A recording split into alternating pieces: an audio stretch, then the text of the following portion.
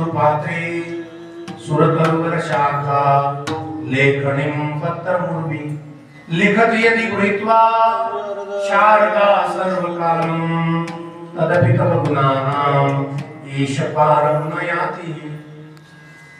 पृथ्वीचा कागद केला, समुद्राची शाही केली, साक्षात सरस्वती माता लिहायला जरी बसली तरी सुद्धा भगवान परमात्म्याच्या गुणांचं वर्णन करता येणार नाही।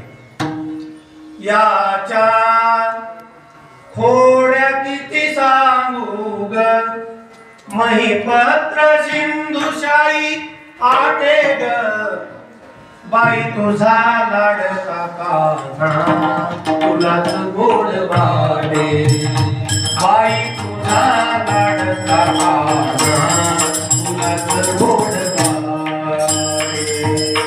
भगवान परमात्म्याच्या लीला जर वर्णन करायचं म्हटलं तर त्या आपल्याच्यानं वर्णन करता येणार नाही, तरी सुद्धा त्याला सीमा घालून दिली। कोणतं चरित्र वर्णन करायचं? हे दशे चरित्र केले नारायणे। भगवान परमात्म्याने रांगता आणि गोधने चारिता जे चरित्र केलेलं आहे त्या चरित्राचं वर्णन आपल्याला थोडक्यामध्ये करायचंय। भगवान परमात्म्याचा जन्म झालेला आहे मथुरेमध्ये। कुठे झाला? आता हे सगळे भागवत शिकणारी मंडळी, कारण जरा अध्ययन त्यांचं जरा ताजं आहे, आमचं अध्ययन थोडं जुनं झालंय, पण असू द्या, जुनं ते जुनं पण असतं, पण महत्वाचं आहे।